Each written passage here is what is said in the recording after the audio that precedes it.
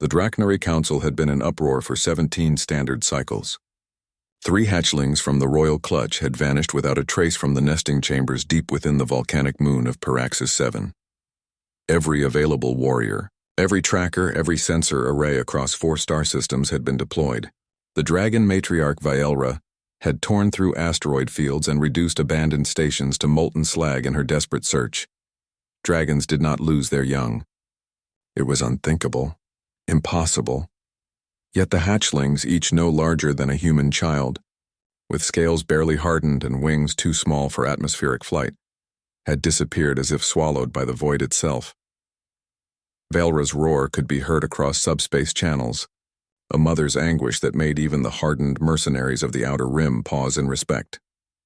The Galactic Council offered assistance. The Zenthari Collective sent their best hunters. Everyone assumed the worst: slavers, black market collectors, or perhaps something more sinister. No one thought to check the human engineering outpost on the edge of the system. Evan Roan was not supposed to be on Paraxis Station. Technically, the outpost had been decommissioned 6 months ago after the terraforming project was completed. But Evan, being Evan, had requested permission to stay behind and tidy up some loose ends. Those loose ends had turned into a full renovation of the station's environmental systems, because he couldn't stand the thought of leaving such beautiful equipment to decay.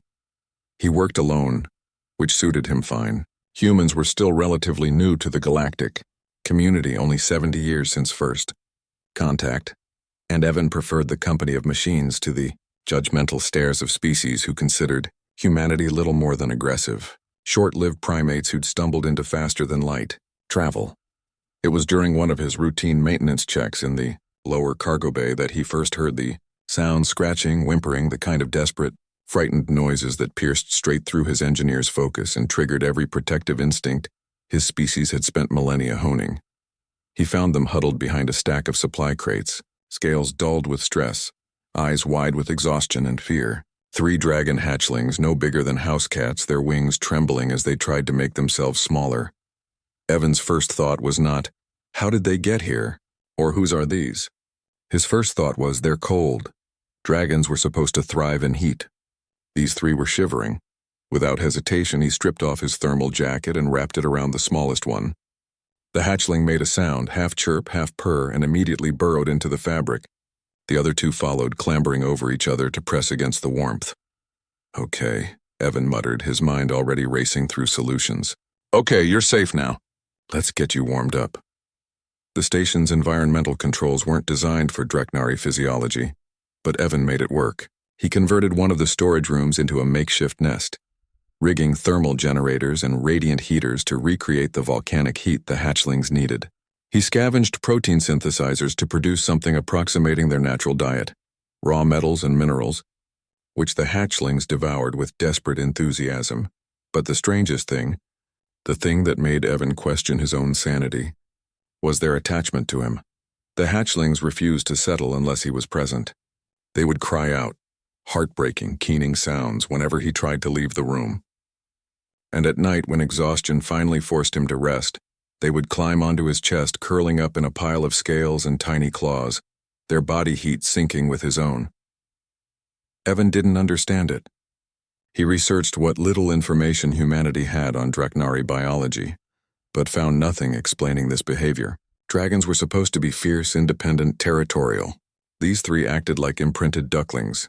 What he didn't know, what no human knew yet, was that dragon hatchlings bonded not just to heat, but to heartbeat patterns. And human heartbeats, with their steady, persistent rhythm, triggered something primal in the young Drachnary, a recognition.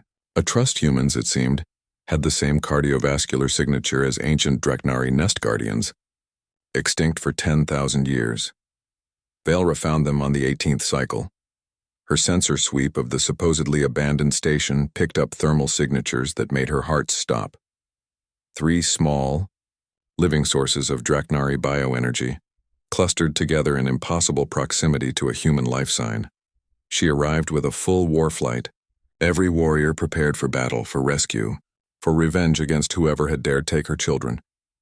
What she found instead made her freeze mid-flight. Through the observation window of the storage room, she could see a human male, small by her standards, fragile as all his kind were, sleeping on a makeshift bed. On his chest, curled in a contented pile, were her 3 missing hatchlings. They were clean, well-fed. Their scales had regained their luster. And they were purring, actually purring as they slept, their tiny heads rising and falling with the human's steady breathing. Valra's tactical officer hissed, "We breach on your command, matriarch." But Valra raised a claw for silence. She watched as one of the hatchlings stirred, nuzzling closer to the human's neck, watched as the human's hand, even in sleep, curved protectively around the smallest one. This was not a kidnapper. This was not a threat. This was something else entirely. When Evan woke to find a 20-meter dragon staring at him through the window, he nearly died of heart failure. The hatchlings, sensing his panic, chirped in alarm and spread their tiny wings in what might have been an attempt at protection. Valra's voice rumbled through the station's comm system, translated into standard by the AI. "Human, you have my children." Evan swallowed hard, his engineer's mind cataloging all the ways this could go wrong. They found their way into my cargo bay. They were cold and scared. I couldn't leave them like that. A long silence. Then, "You kept them warm. Yes, you fed them. Best I could with what I had. And they chose to stay with you." Evan looked down at the 3 hatchlings, now looking between him and their mother with what he could only describe as conflicted loyalty. I guess they did." Another silence, longer this time. Then Valra did something that would be discussed in diplomatic circles for decades to come. She bowed her massive head. "The Dreknari are in your debt. Evan Roan, you have shown my children a kindness that transcends species. You have proven that humanity possesses something we thought unique to our kind, the instinct to protect the vulnerable, even at cost to yourself." Evan blinked. Anyone would have— "No," Valra interrupted, her eyes glowing with an intensity that spoke of ancient wisdom. "Not anyone. Many would have seen opportunity, profit, or threat. You saw children in need. That is not common in this galaxy. But it is treasured." The hatchlings chirped, torn between their mother and the human whose heartbeat had become their home. Valra noticed, and in that moment, she made a decision that would change human-Dreknari relations forever. "They may visit you," she said softly, "when they wish, for you have earned what few beings ever do, the trust of dragons." Evan looked at the 3 small creatures on his chest, at their hopeful eyes and gentle purrs, and felt something in his own chest tighten. "I'd like that," he whispered. And somewhere in the galaxy, humanity's reputation shifted from aggressive newcomers to something else: protectors, guardians, friends to dragons.